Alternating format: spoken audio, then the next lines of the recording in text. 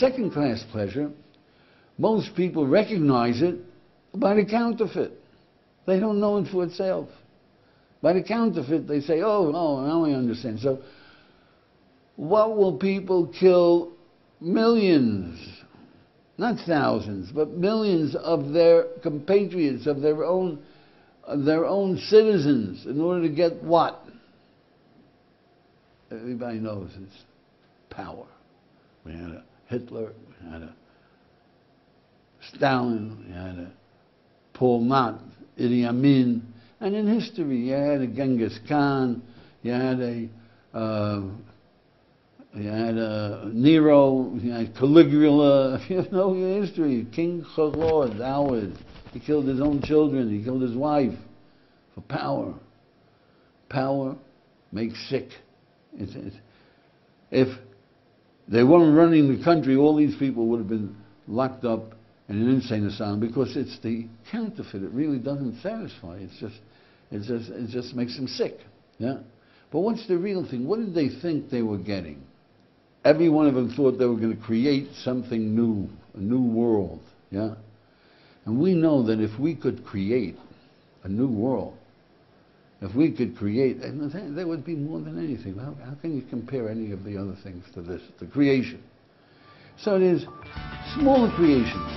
When I was 17, I finished my first novel called The Figurehead, and the pleasure I attained from it was that I managed to achieve something. I completed a task which I was so proud of. I once created this monster out of clay. It wasn't really a monster. I wanted it to be a rhinoceros. I mean, I thought it was a rhinoceros, and nobody else could recognize it as a rhinoceros, but I gave it to my mother for her birthday.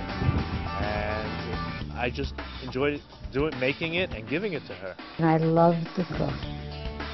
I play the bass, I enjoy playing the bass, and you just connect with people through music.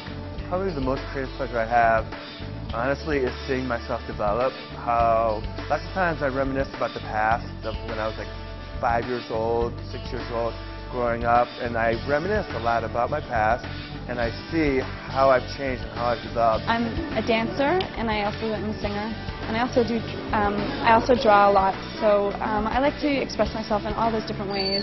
Dancing, you can use different types of music to express all your different emotions, as well as singing, where you can really express your soul.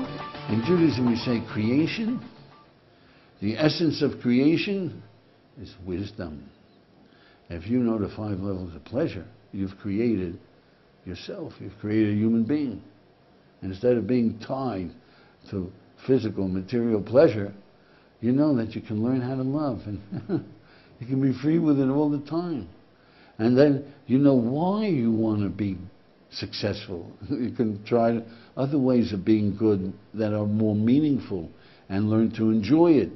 If you have wisdom, the very least you can do is create a beautiful world for yourself and for your children, by teaching them how to have pleasure, by teaching them to concentrate on love, by teaching them how to enjoy being good, not to fight it, by teaching, I mean, you know that this is a world of splendor that you can share with your children and with the ones you love.